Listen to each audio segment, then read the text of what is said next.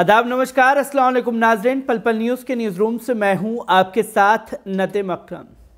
संयुक्त राष्ट्र संघ यानी कि यूएन में मोदी जी के खास मित्र बेंजामिन नेतन्याहू को यानी कि इजराइल को बड़ा झटका लगा है, जहां यूएन में इजराइल के खिलाफ प्रस्ताव पास हुआ है और इस प्रस्ताव में फिलिस्तीनियों के उनके अधिकारों का जो हनन हो रहा है उसको लेकर के चर्चा की गई है।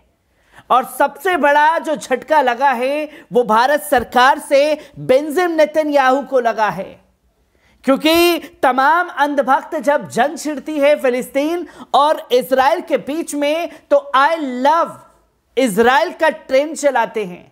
और आज यूएन में मोदी सरकार ने किस तरीके से समर्थन खुल करके फिलिस्तीनियों का किया है, इसकी तस्वीरों को लोगों के सामने रख दिया। क्योंकि अंधभक्तों के लिए यह रिपोर्ट है तो अंधभक्तों को आंखें खोलने की जरूरत है कि जो आपके अब्बा हैं वो भी यूएन में फिलिस्तीन का सपोर्ट करते हुए दिखाई दिए हैं। इस पर ज्यादा ना बात करते हुए एक बार इस पूरी रिपोर्ट पर नजर डालते हैं। संयुक्त राष्ट्र में इजराइल और फिलिस्तीन के बीच विवाद के मसले पर आज भारत ने अपना पक्ष रखा। भारत ने बताया कि आखिर दोनों राज्यों के बीच मसला कैसे सुलझाया जा सकता है। संयुक्त राष्ट्र में भारत की स्थायी प्रतिनिधि रुचिरा कंबोज ने सुरक्षा परिषद को संबोधित करते हुए कहा कि इजराइल और फिलिस्तीन के बीच स्थायी शांति की गारंटी के लिए कोई दूसरा विकल्प अब बचा नहीं है। इस विवाद के समाधान के लिए बातचीत ही एकमात्र रास्ता बचा हुआ है जो हमें वहां तक ले जा सकती है। आपको बता दें कि इजराइल और फिलिस्तीन दो ऐसे देश हैं जिनका विवाद काफी लंबे समय से चल रहा है। दोनों देशों के बीच शांति स्थापित करने और मतभेद को खत्म करने के लिए कई बार समझौते हुए, पर निष्कर्ष कुछ खास नहीं निकल पाया। आपको यह भी बता दें कि फिलिस्तीनियों के भविष्य निर्धारण के लिए अधिकार को लेकर संयुक्त राष्ट्र संघ में बहुमत से एक प्रस्ताव पारित किया गया। संयुक्त राष्ट्र संघ की सुरक्षा परिषद ने इस मुद्दे को लेकर एक प्रस्ताव पारित किया है कि फिलिस्तीनियों को अपने भविष्य के निर्धारण का पूरा अधिकार प्राप्त होगा, जिसमें सन 1948 से अब तक फिलिस्तीन ऐसी परिस्थितियों में जीवन गुजार रहे हैं कि उनकी भूमि का 85% भाग अवैध जायोनी शासन के अधिकार में जा चुका है, यानी कि अवैध कब्जा कर रखा है। इसका मुख्य कारण बड़ी शक्तियों के समर्थन में अवैध जायोनी शासन की विस्तारवादी नीतियां हैं। इसी के साथ फिलिस्तीनियों के बारे में संयुक्त राष्ट्र संघ जैसी अंतर्राष्ट्रीय संस्था की निष्क्रियता भी प्रभावी रही है। राष्ट्र संघ का यह प्रस्ताव फिलिस्तीनियों की भूमियों के अधिकार पर अपनी मोहर लगाता है। फिलिस्तीनियों के भविष्य निर्धारण को लेकर राष्ट्र संघ के इस प्रस्ताव के पक्ष में 168 मत डाले गए। इसके विरोध में 6 देशों ने मतदान किया, जबकि 8 देश तटस्थ रहे। इस संबंध में हमास के एक नेता ने हिशाम कासमी का कहना है कि सुरक्षा परिषद के इस प्रस्ताव का विश्व के अधिकांश देशों द्वारा समर्थन यह बताता है कि पूरा विश्व और पूरी दुनिया फिलिस्तीनियों के भविष्य निर्धारण के फैसले से सहमत है। साथ ही से यह भी पता चलता है कि वे अवैध जायोनी शासन के अतिग्रहण के विरोधी हैं। सुरक्षा परिषद के इस प्रस्ताव के 2 संदेश बहुत ही स्पष्ट हैं। पहला संदेश यह है कि संयुक्त राष्ट्र संघ जैसी वैश्विक संस्था बड़ी शक्तियों के दबाव में अपने दायित्व के उचित निर्वाह में अक्षम है। विश्व के अधिकांश देश की फिलिस्तीनियों के भविष्य निर्धारण के अधिकार के पक्ष में हैं, लेकिन उसके बावजूद वे अपने अधिकार हासिल नहीं कर पा रहे हैं।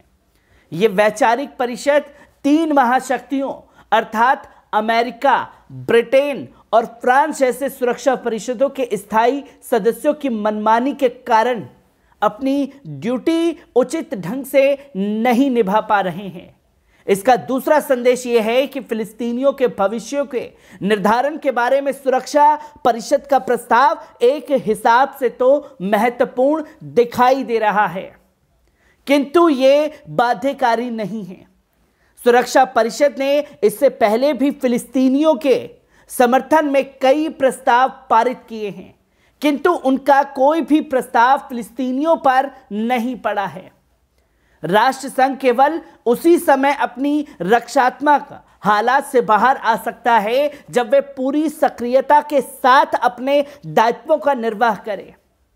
इसके महाशक्तियों और अवैध जायोनी शासन के समर्थन को अलग करके अपनी जिम्मेदारी को ईमानदारी से निभाना सीख जाए।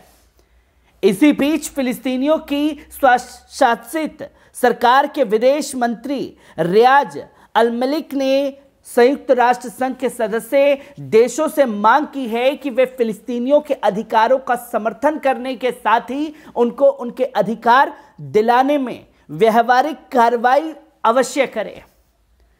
आपको यह भी बता दें कि इस साल इजराइल के हमलों में मरने वाले फिलिस्तीनियों के लोगों की संख्या साल 2006 से भी ज्यादा हो गई है। अल जजीरा की रिपोर्ट के मुताबिक इस साल इजराइल के हमलों में वेस्ट बैंक के अभी तक कम से कम 200 लोग मारे जा चुके हैं। इनमें 47 मासूम बच्चे भी शामिल हैं। इसी दौरान केवल वेस्ट बैंक वाले इलाके में 8,900 लोग घायल भी हुए हैं। वहीं फिलिस्तीन के हमलों में इस साल अभी तक 25 लोगों की जान जा चुकी है। मध्य पूर्व क्षेत्र में स्थिति लगातार अशांत बनी हुई है। अब खबर है कि इजरायली सुरक्षा बलों के कब्जे वाले वेस्ट बैंक में आज तड़के छापेमारी के दौरान 3 फिलिस्तीनियों को मार गिराया।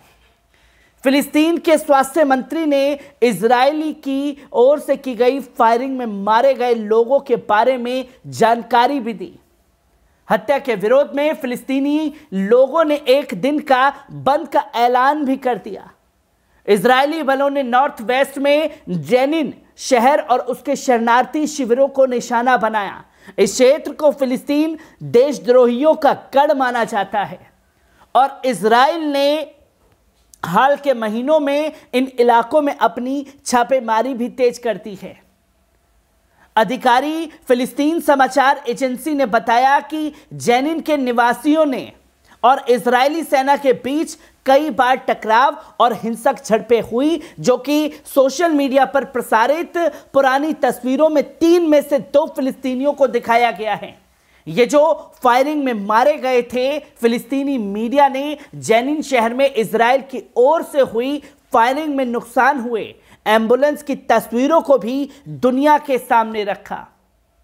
हालांकि मीटिंग कर ली गई, मीटिंग में इजराइल के खिलाफ प्रस्ताव भी पास हो गया, पर इन सब के बावजूद इजराइल को ये तमाम यूएन में पहुंचे हुए देश रोक क्यों नहीं पाए हैं, जहां 168 देश खासतौर पर समर्थन कर रहे हैं फिलिस्तीनियों का। ये 168 देश अगर खुल करके इजराइल को चेताना शुरू कर दें तो इजराइल जो जुल्म ज्यादती फिलिस्तीनियों पर कर रहा है वो शायद रुक जाए, जो कि तस्वीरें लोगों के सामने समय समय पर आती रही हैं। पर जिस तरीके से मोदी हुकूमत ने फिलिस्तीनियों का समर्थन किया है वो यकीनन काबिले तारीफ कदम है।